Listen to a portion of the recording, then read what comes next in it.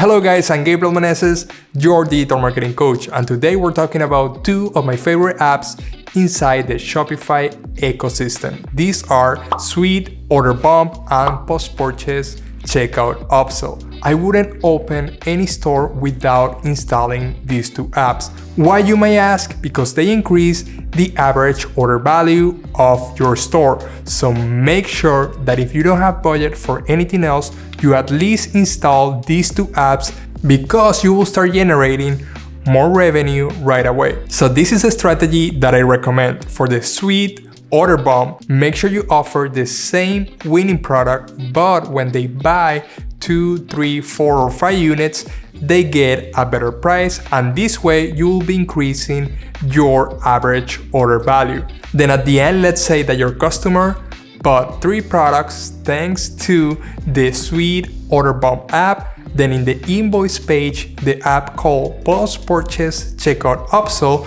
you will offer the same product at a 40% discount, so you are sure they'll even buy another one. This way you just increase your average order value from one product to even 4 or 5 of the same product. The strategy changes depending on the product you are offering, but the idea is still the same. You're going to offer a product before they buy and then after they buy, so you'll increase your average order value. So this works amazingly well with physical products, just by offering the same unit at a discounted price. Because people, when they buy, they are thinking about family members, backup products, etc. They're in the purchasing behavior, so you'll be able to sell more than one unit if they are already purchasing from you. So this strategy works amazingly well if your product is a low ticket item. Let's say that your product costs from $50 to $200 or $300.